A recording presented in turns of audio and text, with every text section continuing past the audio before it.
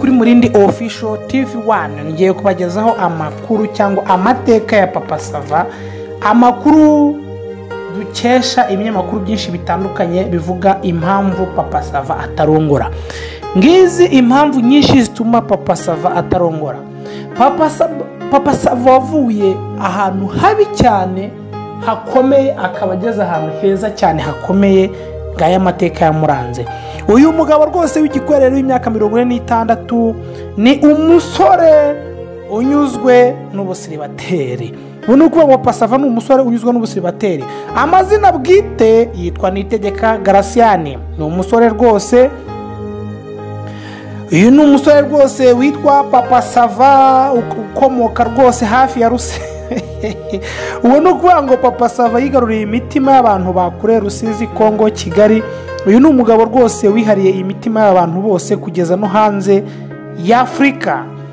Uyu Papa Sava rwose ni umugabo bakunda guserereza cyane we na Philipita bababwira kuki batarongora, ariko turabagezaho impamvu nyinshi zituma Papa Sava atarongora.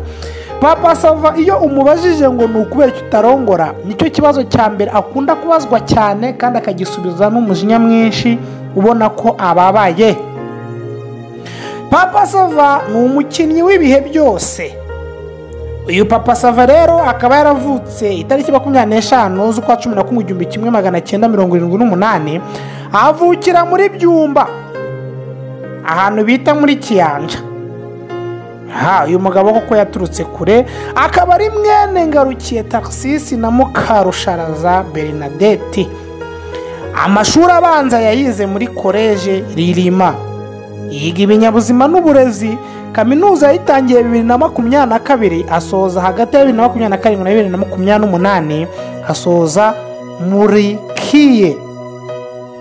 Uyu mugabo amaze gusoza aha 2008 yabonye akazi, akabona mu kigo cya segondere bita Faugar School, anakibona muri abona n'akazi muri Saint Ignace. Uyu Papa Sava rwose ni umugabo watangiye segonderi mu 1994, aho yigaga mu wa mbere segonderi, ariko hakaza kuba jenoside yakorewe abatutsi mu 1994, bigatuma asubika amasomo ye. Mu 1995, aho jenoside yakorewe abatutsi mu Rwanda yari imaze kurangira, yasubiye inyuma asubira muri P6, aho yatangiriye muri P6 akaba naho yatangiriye kuzagenda akora imivugo, aho yatangiye kugenda akora utuntu twinshi dutandukanye. Ahangaha muri 1995 Papa Sava niho yakoze umuvugo. Uyu muvugo umuhesha amanota menshi, akaba ari naho abashinzwe ikigo bamuhaye amakayi, akaba ari nayo yamufashije gutangira Senior 1. Aya mashuri rwose muri Senior 1 yatangiriye muri ESI Rutongo, akaba yatangiranye aya makayi yari yahawe, aho yari yavuze umuvugo akaba uwa mbere. Uyu mugabo Papa Sava uzwi ko mu mateka ye ahantu hose ahora ahigika abantu bahanganye, yaba muri sinema nyarwanda niwe muntu wa mbere, yaba amashuri niwe wahigikaga abantu mu mivugo, mu mafilimi, ahantu hose. Uyu Papa Sava rero yarangije muri tronkome muri ESI Rutongo, aho yakomereje muri kaminuza 2002, arangiza amashuri yisumbuye, arangiza amashuri ya kaminuza muri Kiye, aho yahise atangira akazi muri Faugar School Saint Ignace. Abonye akazi yakamazemo imyaka 7 yigisha.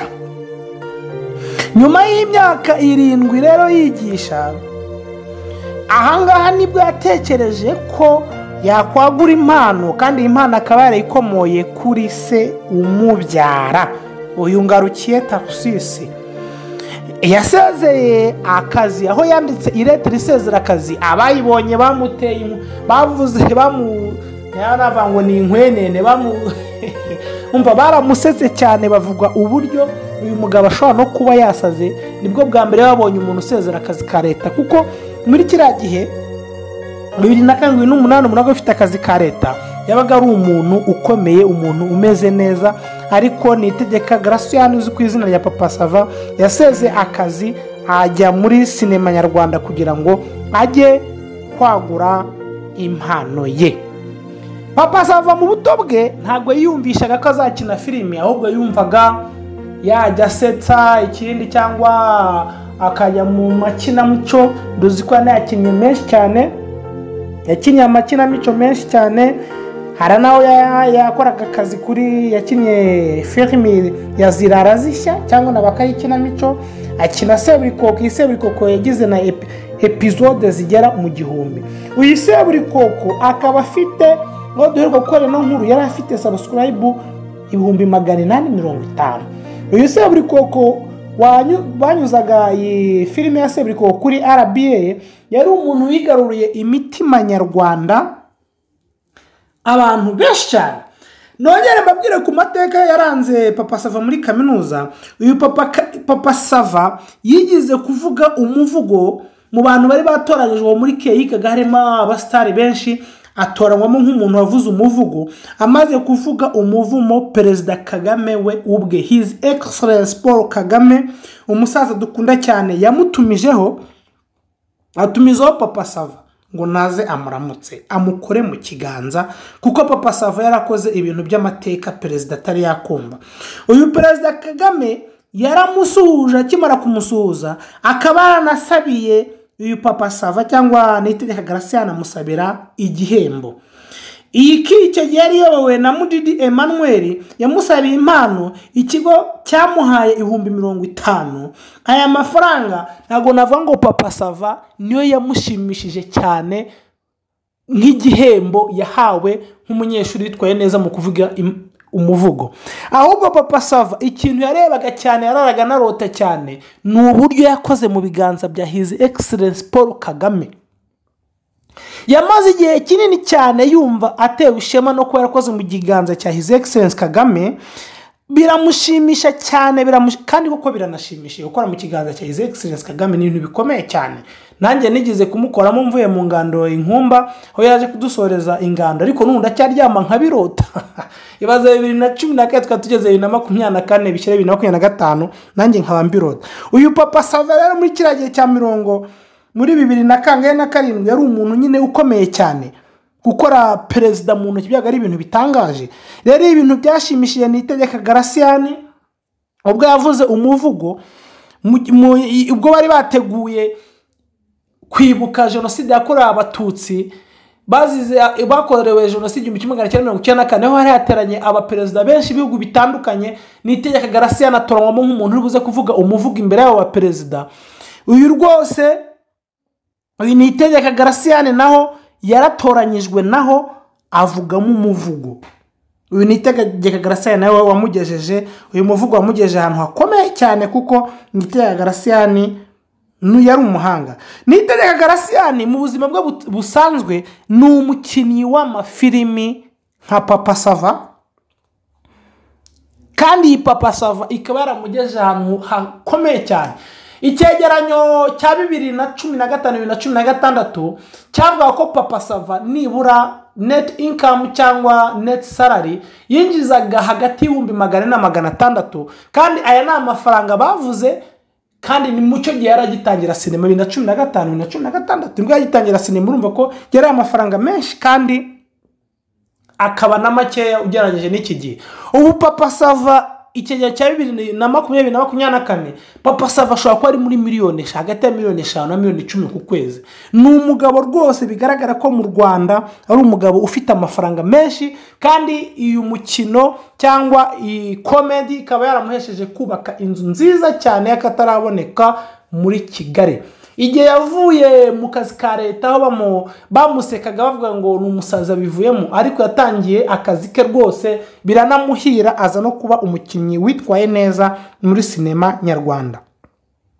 Ese Papa Sava mu buzima busanzwe akora iki iyo yavuye mu mafilimi? Uyu Papa Sava avuga amazina y'inka, agakina amateateri, akaba na MC mu makwe, akanamamaza mu makampani akomeye amushaka. uyu Papa Sava rero ni umugabo ukundwa kubazwa ikibazo cyane gikomeye, ariko reka twongere tugaruke. Papa Sava ibintu byinshi bavuga ko bishobora kuba batuma adashaka. Papa Sava bavuga ko ari ikiremba, bamwe bakavuga ngo waroze Papa Sava ntiyakarabye, ariko Papa Sava yabajijwe iki kibazo kubera ko adashaka, ababwira yuko n'uyu munsi yashaka n'isa yashaka, kuko ngo iyo ari gukora akora nk'uzapejo. Bivuze ko Imana iramutse imuhaye umugisha wo gushaka yararanashatse. Bivuze ngo Papa Sava iki kibazo nicyo kibazo cyo kimukomera cyane, yeba kimubajije ararakara akababara, ariko Papa Sava hari impamvu nyinshi cyane ushobora kuba zatuma adashaka ko twe tutazi, ariko Papa Sava nijya ajya avuga ngo azashaka, ariko ikizanuka atashaka ajya byivugira. Ese nawe ukurikiye muri ndi official TV1 watanga muri comment ukambwira ese ni iki gituma Papa Sava adashaka? Ni iki gituma Papa Sava adashaka? Papa Sava rero niwe muntu wa mbere uhembwa amafaranga menshi kuri YouTube channel. Unyuze kuri cyo bita social bread usanga rwose yinjiza hagati y'amadolari 150 n'ibihumbi 200 ku munsi. Yari muri ndi official TV1. Ciao.